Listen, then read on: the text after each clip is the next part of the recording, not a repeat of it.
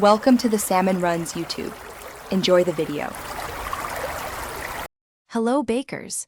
In this video I will show you how to make bread cake using an easy method. First, let's gather our simple ingredients. You will need 1 1/2 cups of all-purpose flour, 1/2 cup of granulated sugar, and 1/4 teaspoon of salt.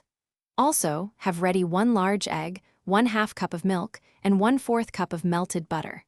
Don't forget 1 teaspoon of baking powder and 1/2 teaspoon of vanilla extract for that perfect flavor. These are all common items you likely have on hand. Now let's get mixing.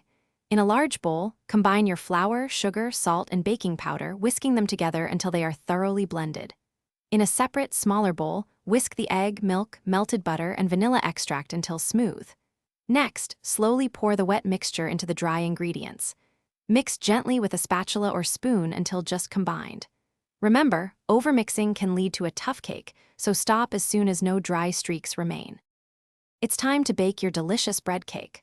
First, preheat your oven to 350 degrees Fahrenheit, which is 175 degrees Celsius.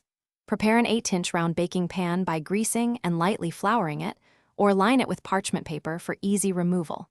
Carefully pour your batter evenly into the prepared pan. Bake for approximately 25 to 30 minutes. You'll know it's ready when a toothpick inserted into the center comes out clean, indicating it's perfectly cooked. Once your bread cake is out of the oven, the aroma will be incredible. Let it cool in the pan for about 10 minutes. This helps the cake set and prevents it from breaking when you remove it. After 10 minutes, carefully invert the cake onto a wire rack to cool completely.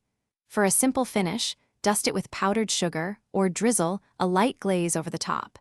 Enjoy your homemade bread cake warm or at room temperature for a truly delightful treat.